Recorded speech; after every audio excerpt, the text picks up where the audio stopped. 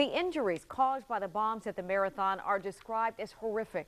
More than 170 wounded and many amputations as a result.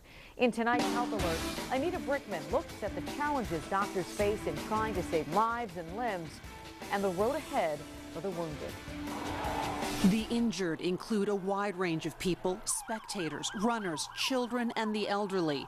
The bombings presented a challenge to trauma surgeons in Boston, normally seen on a battlefield. Small metallic fragments that entered their body, pellets, shrapnel. Dr. David Moss is now an orthopedic surgeon at Sibley Memorial Hospital, but he was training in New York City during 9/11 and cared for many victims of blast wave injuries. In the first moments, shock is very common. It can involve chest wounds, head wounds, and then psychiatric trauma. Dr. Moss says the sheer force of the blast can rip away tissue in those closest to the explosion, an injury called degloving. The bone itself is fractured, the muscles are damaged, the arteries and the nerves can be ripped, torn, destroyed. It is a blast injury, and it's a more traumatic amputation for a person to have. Erin King fits prosthetic limbs at MedStar National Rehabilitation Hospital. Previously, she worked with war veterans at Walter Reed and says the trauma of losing a limb can be overcome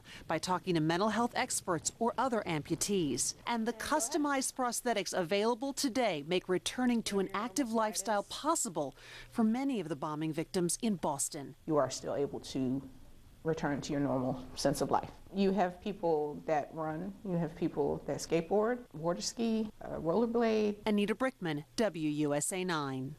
We have continuing coverage of the Boston bombings on our website, WUSA9.com. We've uploaded pictures taken by our crew at tonight's vigil, along with the crowd singing "Lean on Me."